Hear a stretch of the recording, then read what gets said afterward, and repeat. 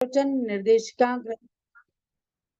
सुंदर स्वाध्याय और अपने सम्यक दर्शन को दृढ़ करने के लिए भाव में सम्यक दर्शन प्राप्त होता रहे और शीघ्र ही सम्यक दर्शन के द्वारा सम्यक ज्ञान और सम्यक चारित्र की प्राप्ति होकर अपना मोक्ष मार्ग सुलभ हो जाए एवं मोक्ष की प्राप्ति हो जावे।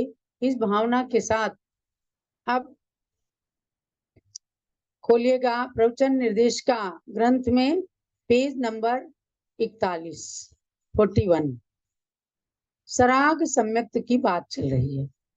आपने खूब अच्छे से जाना कि औपसमिक क्षायिक क्षायोपसमिक केतर के सम्यक निसर्गज अधिगमज के भेद से सम्यक दर्शन के दो भेद हैं।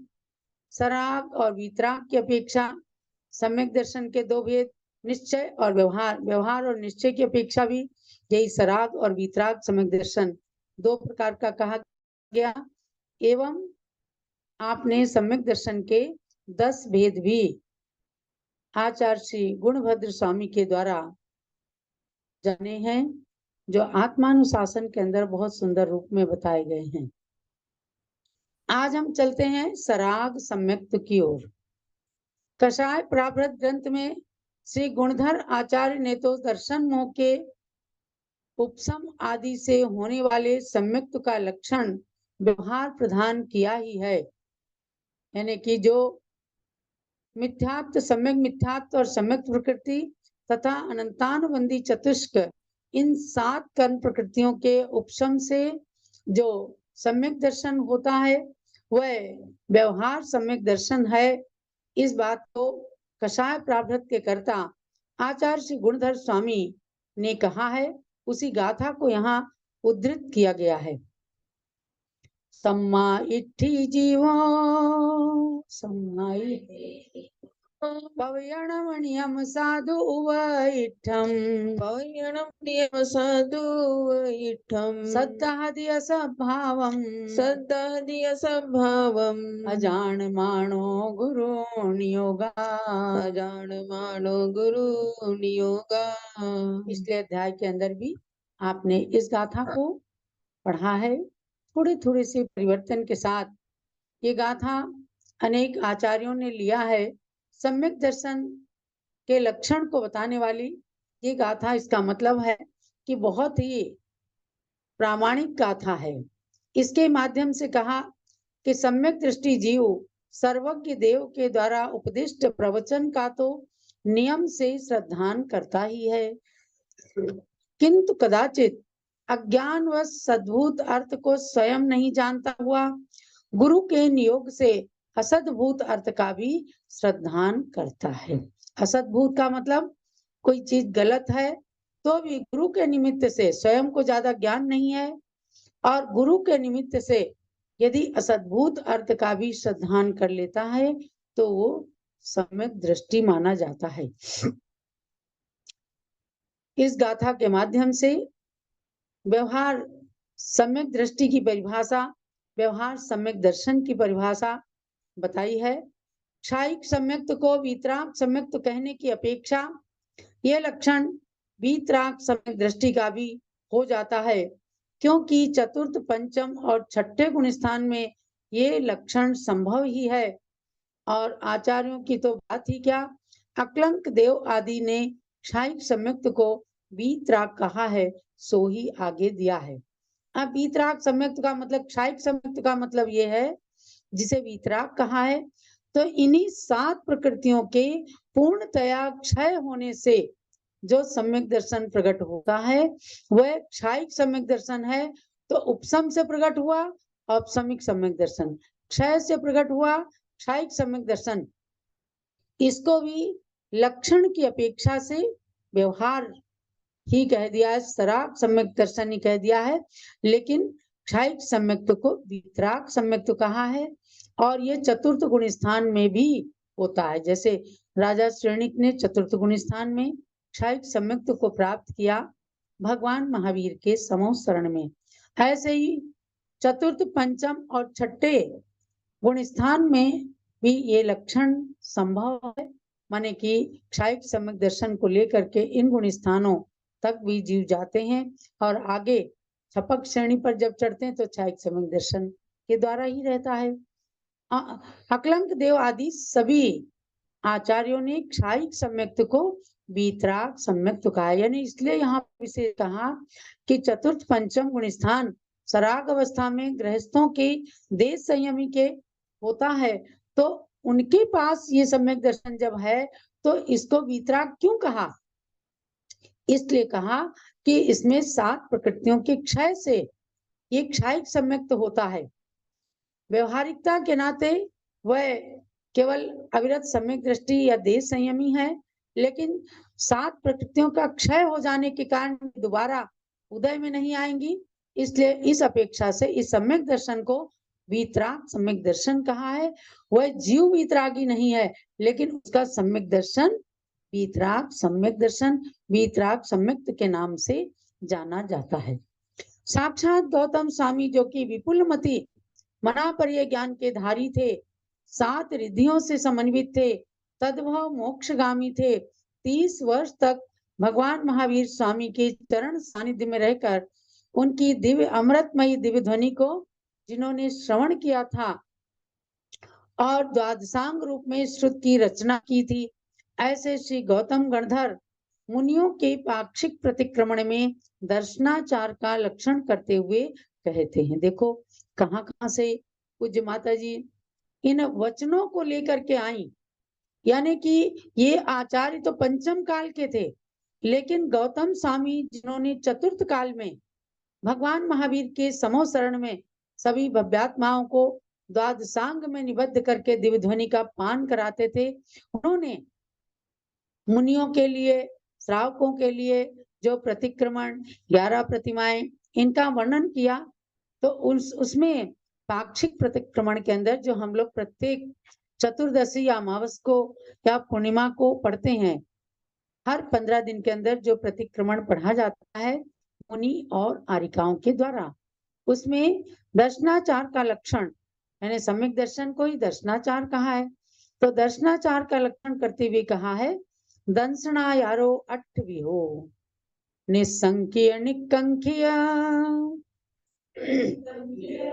निविधिगिंचा अमूढ़ दीठिया निविधिगिंचा अमूढ़ दीठिया वगुहण ठिधिकरणम वगुहण ठिधिकरणम वत्सल्य पहावणा चेदी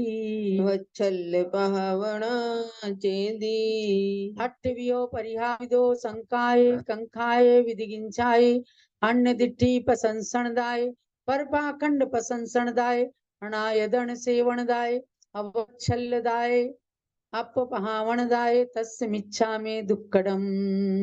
उसमें अपने सारे पापों का